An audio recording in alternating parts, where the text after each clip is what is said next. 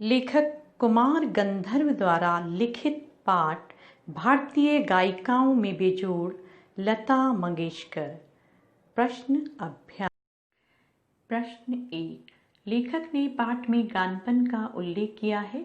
पाठ के संदर्भ में स्पष्ट करते हुए बताएं कि आपके विचार में इसे प्राप्त करने के लिए किस प्रकार के अभ्यास की आवश्यकता है।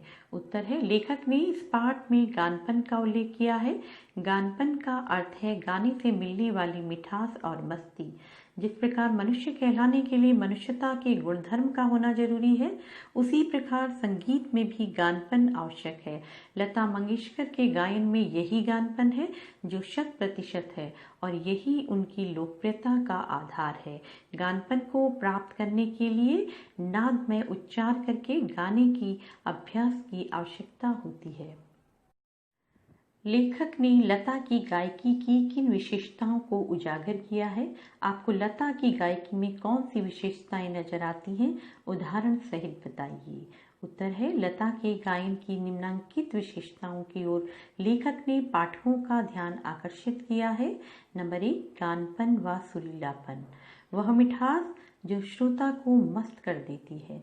नंबर 2, स्वरों की निर्मलता। लता के गायन की एक मुख्य विशेषता उनके गायन की निर्मलता है। नादमय उच्चार, गीत के किन्हीं दो शब्दों का अंतर स्वरों के आलाप द्वारा सुंदर रीति से भर देना, जिससे ये दोनों शब्द विलीन होते होते एक दूसरे से मिल जाते हैं।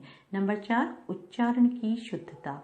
लता के गाने में उच्चारण की शुद्धता पाई जाती है। प्रश्न 3, लता ने करुण रस के गानों के साथ न्याय नहीं किया है, जबकि श्रृंगार परक गाने में वे बड़ी उत्कटता से गाती हैं। इस कथन से आप कहाँ तक सहमत हैं?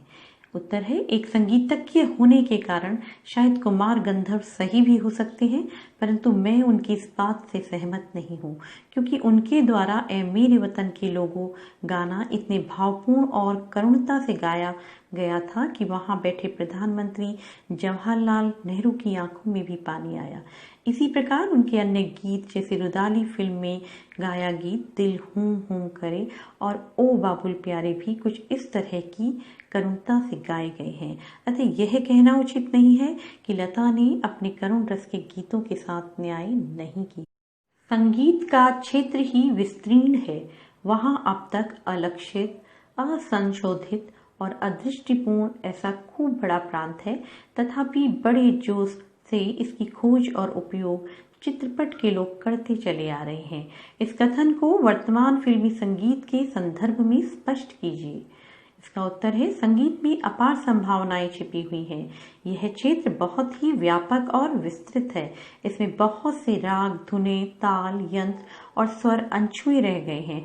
बहुत से सुधार होने अभी शेष हैं। अभी कई सारे नए प्रयोग होने बाकी हैं। वर्तमान फिल्मी संगीत को देखें तो हमें पता चलता है कि रोज नई धुनें, नए प्रयोग और नए स्वर सुनने को मिल रहे हैं। आज शास्त्रीय संगीत के साथ लोकगीतों, प्रांतीय गीत, पाश्चात्य गीतों बड़े पैमाने पर अपनाया जा रहा है। आजकल हम कई लोकगीतों का पाश्चात्य संगीत में भी बड़ा अच्छा तालमेल देख रहे हैं।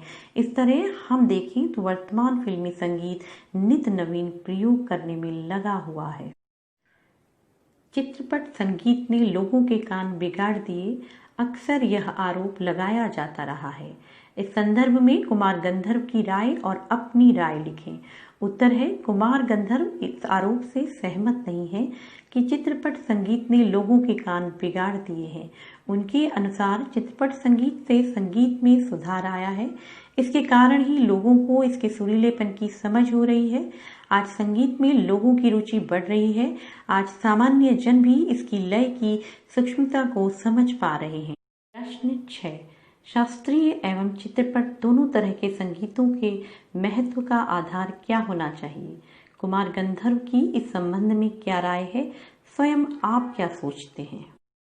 उत्तर है, कुमार गंधर्व के अनुसार शास्त्रीय एवं चित्रपट दोनों तरह के संगीतों के महत्व का आधार रंजकता होना चाहिए। इस बात का महत्व होना चाहिए कि रसिक को आनंद देने का सामर्थ्य किस गाने में कितना है। यदि शास्त्रीय गाने में रंजकता नहीं है तो वह बिल्कुल नीरस हो जाएगा। मैं भी लेखक के मत से पूरी तरह सहमत हूँ कि एक अच्छे संगीत में मधुरता, गानपन और जुड़ाव होना चाहिए। चित्रपट संगीत के संदर्भ में मेरे विचार कुछ अलग हैं। भले ही चित्रपट संगीत से संगीत में सुधार आया है, परंतु वो बात केवल पुराने संगीत तक ही सिमट गई। पुराना संगीत जहाँ सुरीलापन, जुड़ाव लाता था, वहीं आज का संगीत कान फोड़ू, शोर से भरा और तनाव पैदा करने वाला बन गया है। गाने के बोलों में बेतुकी, अश्लील और अजीब सी तुकबंदी होती है।